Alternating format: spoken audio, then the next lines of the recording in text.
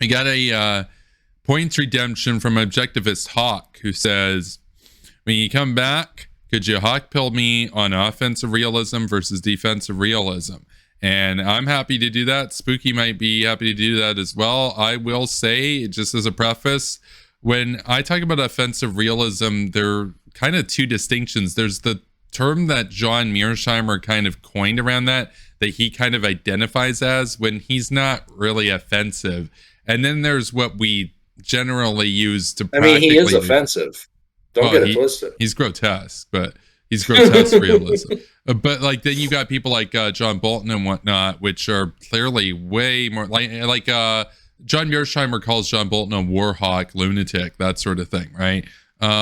So there's a lot of difference between them. But basically I'll say defensive realism operates on a basis of balancing to counteract a threat. And so countries facing a threat will get together and unite, form a collective defense sort of agreement to offset superior strength. On the other side, they'll pursue conflict avoidance techniques. They'll pursue diplomacy, these sorts of things to try to avoid war, that sort of stuff. And then offensive realism, in contrast, is inclined to assert its influence in order to ensure its own security. That's kind of it, except we need to be careful about when John Mearsheimer uses those. His version of offensive realism we would see as like Tulsi Gabbard, basically. And so that's the spectrum that he kind of envisioned. I use it in a more sort of colloquial sort of way. Now, I don't subscribe to either of them. And I've said before, I think that realism is a very fundamentally morally flawed way of seeing the world, because it has no prescription whatsoever. The difference between offensive and defensive realism relates to how you approach a threat. Like you can kind of think of it as like the IR version of fight or flight. Like the offensive people, they'll fight a threat to try to get it off. Defensive people will try to like join up, run away, diplomacy, that sort of thing, try to deal with the threat. But it's only concerned about the state interest. It actually makes no prescription about the system of the state, or it makes no value judgment. It's simply a way of explaining how states behave. And so in that sense, you could use it as a lens of analysis, but you could never use it as an actual worldview, because if that was your worldview, you'd have to stand for nothing. Because how then could you tell the difference between Russia and the United States? Because from a realist standpoint, they're simply both states that have security interests. They both fear threats.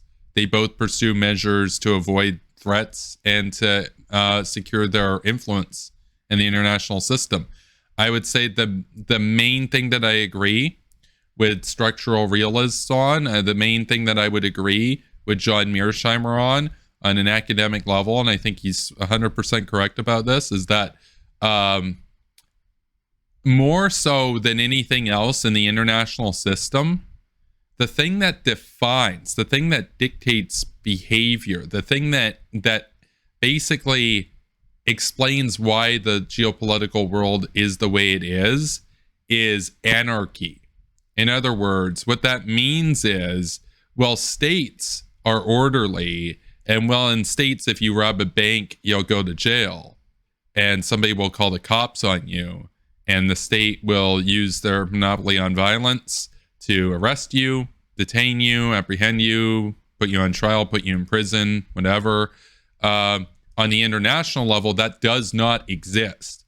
If a strong actor invades you and you call for help, you call the police, but nobody's there to come and help you, well, then you're on your own. And if you lose, well, okay, but thousands of countries have existed throughout history, and only 193 exist today. So lots of kingdoms have come and gone. Nobody helped them. right? That's anarchy. There is no world police. Now, America as the world police is kind of a meme, because if America were actually the world police, what that would mean is that countries could just call the US and the US would like legally have to intervene. No, the US will intervene sometimes and not in other cases.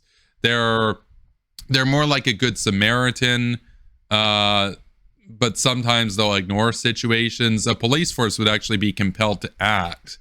So the world is anarchic, and what that means is that if somebody invades you, like if nobody comes to your help and you can't fight them off, you're done. You don't exist as a society anymore. You are enslaved. Traditionally speaking, men would be murdered, women would be raped, etc.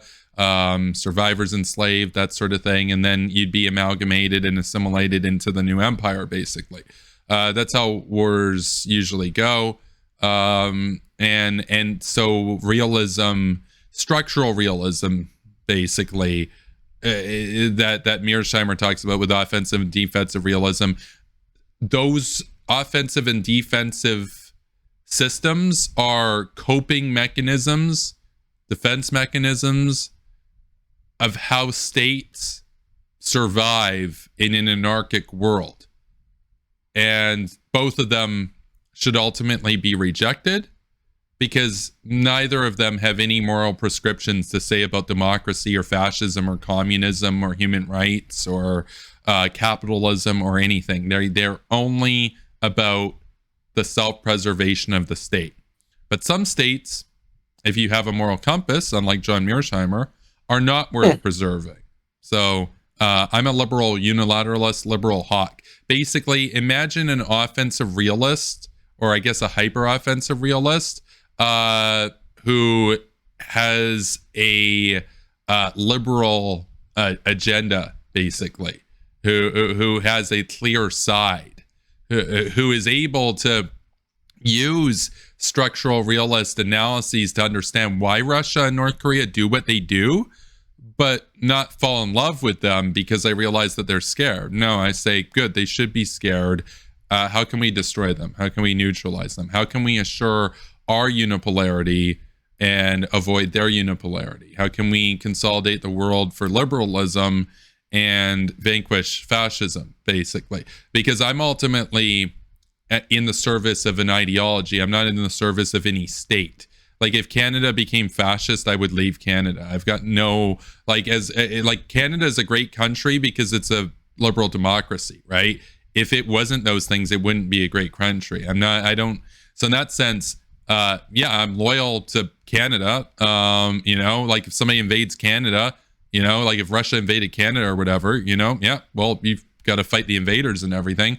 But if Canada became like Russia, there'd be nothing to defend, right? So in that sense, I'm only a nationalist for Canada because Canada is a country that's worth defending. If that makes any sense. So you can think of me almost as like a nationalist for ideas in that sense, more than any territory or anything, right?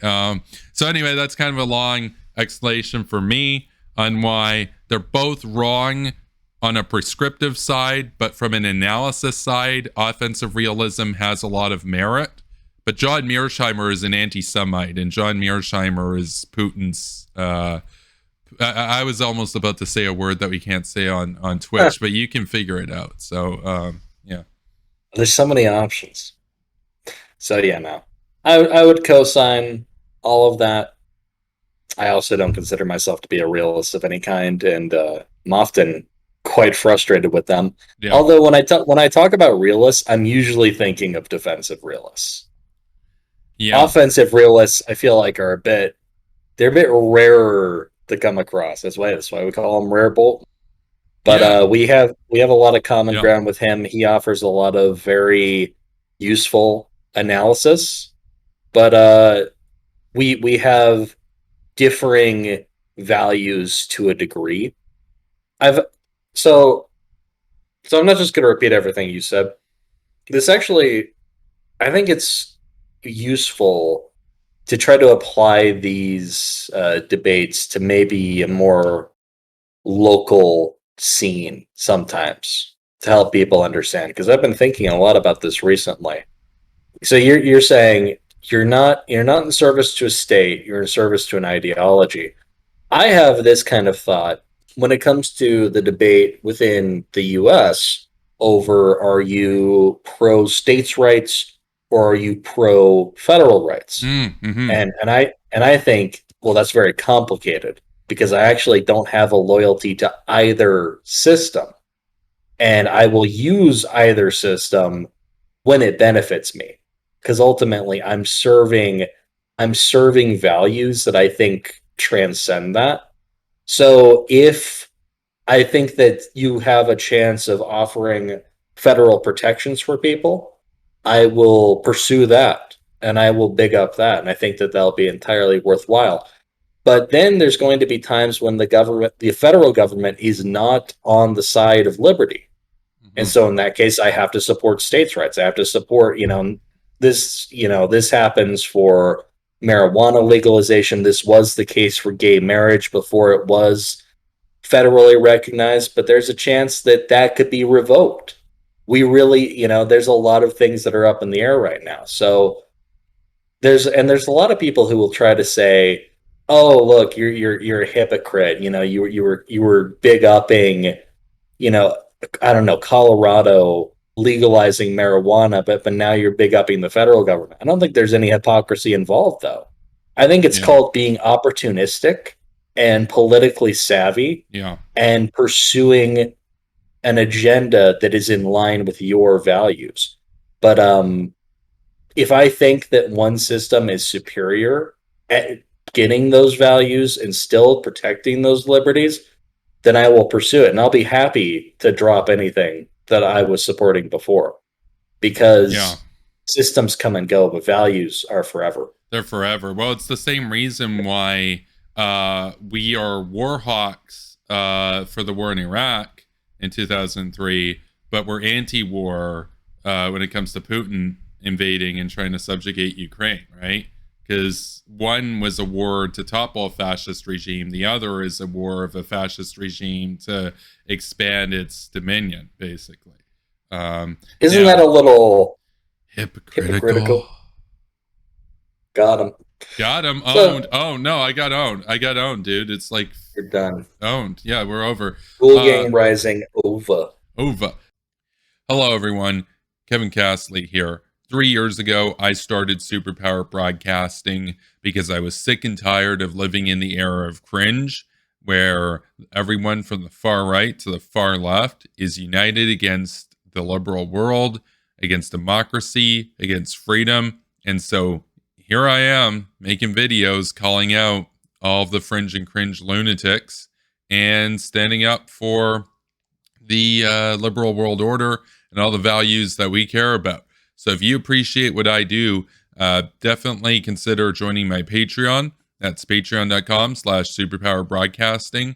That's the best way that you can support me and help cover the costs of all that goes into running this channel, as well as eventually my personal expenses. Once we hit $3,000 a month, I'll be able to do this full time, and we will have a lot more content.